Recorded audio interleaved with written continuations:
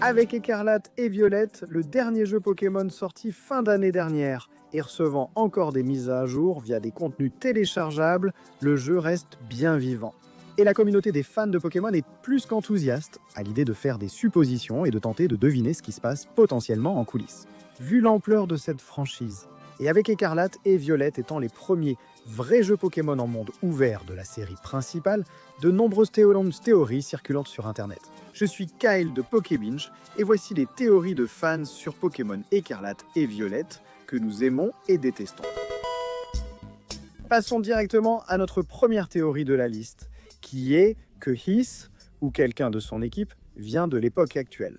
Cette théorie a été proposée par l'utilisateur Reddit OleanderVin. Heath est un personnage secondaire qui n'est connu que par un livre qu'il a laissé derrière lui. Ce livre répertorie la plupart des phénomènes étranges du jeu comme le paradoxe, Don't Now. Cela sert à montrer les effets de la terra-cristallisation et de la machine à voyager dans le temps. Heath mentionne qu'il a souffert d'une perte de mémoire, ce qui pourrait être dû au fait qu'il ait été renvoyé dans le passé. C'est du moins ce que suggère cette théorie, ce qui est intéressant car cela expliquerait une partie du mystère qui demeure.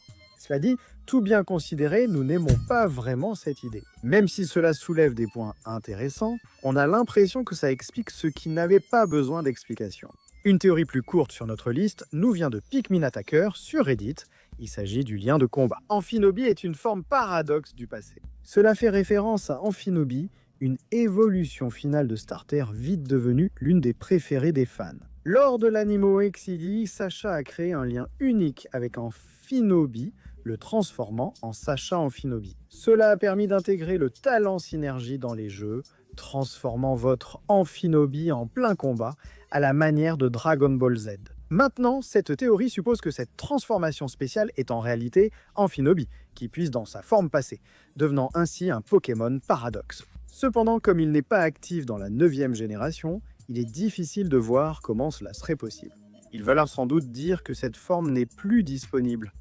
Elle vient du passé et pourrait être ajoutée dans une future mise à jour ou contenu téléchargeable comme Pokémon Paradoxe du passé. Nous dirons que nous avons des sentiments mitigés à propos de cette théorie, car même si l'introduire comme une forme paradoxe serait cool, nous ne pensons pas que ce soit très probable. Notre prochaine théorie est que Sada et Turo seraient tous deux les parents d'Arvin. C'est une idée intéressante. Cela suggère que, malgré le fait que Écarlate et Violette aient des histoires et des professeurs différents, ils sont plus liés que nous ne le pensions. Cela concerne spécifiquement les professeurs, à savoir le professeur Sadé d'Écarlate et le professeur Turo de Violette. Dans les jeux, Arven est le fils du professeur, un parent célibataire qui l'a souvent laissé seul. Cette théorie suggère que les deux jeux avaient une version de Sada et de Turo, ce qui explique pourquoi Arvin ressemble aux deux. Bien qu'on puisse dire que le design d'Arvin rappelle davantage Sada que Turo. Certains éléments, comme ses sourcils et des zones plus foncées de ses cheveux, sont inspirés de Turo. Donc, étant donné qu'il vient officiellement d'au moins l'un d'eux, il est logique qu'il puisse venir des deux en même temps. Nous ne le saurons peut-être jamais, mais nous adorons cette idée qui a parfaitement du sens pour la série. Ensuite, nous avons la théorie des Pokémon imaginaires qui circule un peu sur Reddit. L'idée générale est que l'être en forme de disque, également connu sous le nom de source terrestre, fait exister des créatures imaginaires par la force de sa volonté. Cela signifie que les Pokémon paradoxes dans Écarlate et Violette ne sont pas de vrais Pokémon, mais des créations de l'imagination de la région, amenées à la vie par la volonté. La seule preuve actuelle est qu'Arven affirme que les Pokémon paradoxes ont été documentés avant l'invention de la machine à voyager dans le temps. C'est convaincant, sans toutefois prouver spécifiquement la théorie. La seule autre preuve que cette théorie possède concerne le Pokémon Chimère. Nous en parlerons dans un instant. Mais étant donné qu'ils ne sont pas actuellement dans le jeu, on ne peut pas vraiment en parler. Cela dit, nous dirons que nous avons des sentiments mitigés à propos de cette théorie. La prochaine théorie dont nous allons parler concerne le Pokémon Chimère pour le contenu téléchargeable. Ce Pokémon Chimère en fait a été trouvé, illustré, et contient quelques informations dans les fichiers. Ces chimères semblent être un mélange des chiens légendaires de la 2e génération, Suicune, Entei et Raikou. Et l'autre ressemble aux lames de la justice de la 5e génération, Cobalion, Terrakion et Virizion. Puisque ces créatures semblent fusionner ces trios, il s'agit sûrement d'une autre forme de Pokémon paradoxe du jeu de base. probablement exclusive à chaque version. La théorie indique qu'ils auront un rôle clé dans le futur contenu téléchargeable des jeux, en considérant que le troisième grand légendaire supposé serait à l'origine de la terracristallisation et de la théorie de l'imagination évoquée plus tôt. On pense que ces chimères sont imaginaires et illustrent ce que les gens imaginent d'un Pokémon de la zone 0. Il existe de nombreuses façons pour que cette chimère apparaisse dans le contenu téléchargeable, et si c'est réussi, nous avons hâte de découvrir leurs idées. Donc on va dire qu'on aime vraiment cette idée. Selon les théories Reddit, l'utilisateur Applaz a proposé une forme paradoxe mêlant Glalie et Frostlass. Il n'expliquant pas précisément pourquoi ces Pokémon auraient une forme paradoxe spéciale, mais mentionne la logique de ce choix. Dans Pokémon Violette, l'un des Pokémon paradoxes que vous pouvez attraper s'appelle Iron Valiant, et c'est une version futuriste de Galam. Bien qu'Iron Valiant s'inspire davantage du design de Mega Galam. Il est intéressant de noter l'influence de Gardevoir également, ce qui a amené cet utilisateur à spéculer sur la combinaison potentielle.